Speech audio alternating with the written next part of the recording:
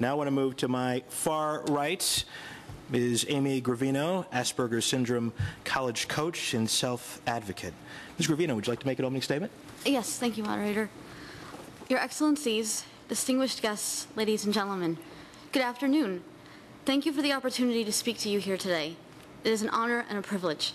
I thank you not only on my behalf, but on behalf of all individuals on the autism spectrum. I feel fortunate that I am in a position to better articulate the challenges and strengths of having Asperger's syndrome than others in situations similar to mine. I want you for a moment to imagine your daughter. Even if you don't have one, just think of what she would be like. What does she look like? Maybe she is small. Maybe she wears glasses. Does she have friends? Maybe she is the girl huddled in the corner at birthday parties, crying from being chased around with balloons by the other children, who know the noise of the balloons popping frightens her. Maybe she lies awake in her bed at night, talking up at the ceiling, narrating fantastic stories of people and places far away. Maybe she comes home from school, 9 years old, 9 long years, and tells you she feels like killing herself.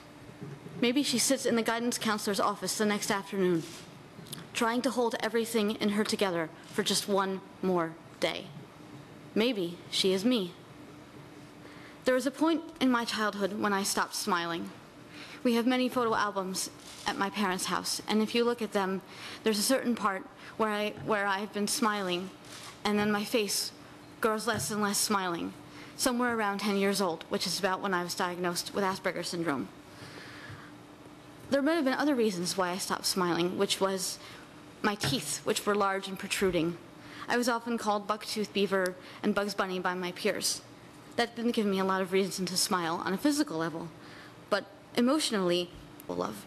So I believe if we establish a dialogue and we talk about the good and not just the bad, and we remember that we are dealing with different people, that we will make tremendous strides. And I would like to conclude by saying that the autism community is a chorus of voices singing in unison.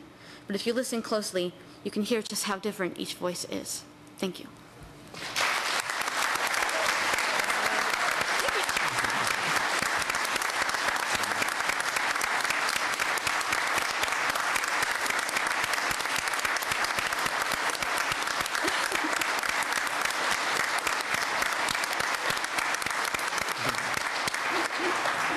Can I say wow?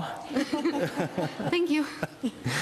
You talked about believing in yourself when so many other people did not. What was it about you, do you think, that made you believe in yourself?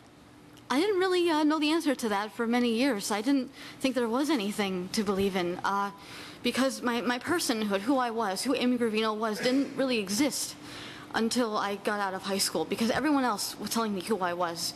You're this, you're that, you can't do this, you can't do that, and I had no perception of who I was. And it's only been over the last 10 years, actually it's been 10 years since I graduated high school, that I've come to see that I am a person. First of all, I'm a person. I'm here. I'm on this earth. I'm anchored. I'm not just a ghost kind of wafting through the halls. And that person is worth something. That person is worthwhile. And nobody really said that for a long time. And the few who did, perhaps I wasn't listening because I was a teenager and, you know, I was wrapped up in my own psychodrama. But now, finally, I have come to assess my own worth, and I believe it to be very great. And that was just a lot of fighting and a lot of not listening to all the people who said otherwise. Based on your experience, when it comes to support systems, what's missing? What needs to be done? I think a large problem that happens with support systems is the tendency that people want a one-size-fits-all solution, and that simply doesn't exist with autism. You are dealing with individuals here, people who may share the same diagnosis, and perhaps the one universal trait might be social skills difficulties, perhaps communication difficulties, but at the heart of it, you are dealing with different people who have different hopes and dreams and desires and strengths and weaknesses, and you have to take the time to get to know these people. It's like a car. Most people, they want to go under the hood, they want to fix the one piece that's broken and close the hood. But folks with autism, we're a whole other different type of car, and you have to memorize a completely different manual to learn how to drive us. So, and a lot of people aren't willing to read the manual. They just want it to work the way that they're used to everything working. So taking the time to get to know us is, I think, really what's missing and what's needed. The word stigma has been used a couple times up here, and as you said, this is an individual issue we're talking about there. But if you were to give advice to someone as to how to overcome that quote-unquote stigma, what would you say? Well, I would say that I know how hard it is to try and fit into a world that is not designed for you, and how frustrating it is to feel like you never will. And I would say that you come to a point where one of two things happens. Either you just stop caring and giving a darn what people think about you, or you realize that it is not something that you need to be rid of. Autism or Asperger's, it's part of who you are, but it's not all of who you are. And if you can learn to see the great things about it and embrace those things, and also work on the things that you perhaps have struggles with, you'll feel like a more whole person, and you'll realize that everybody struggles with these things, that we're all not so different under the skin. We all struggle with a lot of things. Perhaps folks who are on the spectrum just struggle with these things a little bit more. And if we can understand that, then we'll understand each other a lot better. Tell us about yourself now. Life is good? Yes. What do you want to know?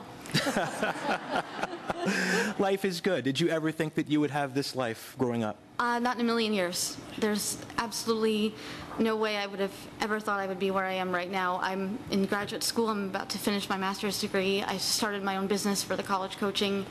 I love to cook. I cook all the time. I have so many friends. I'm happier. I'm bursting with happiness. People ask me, "Are you happy?" I am absolutely filled with it to the top. My cup runneth over. So yes, life is very, very good right now.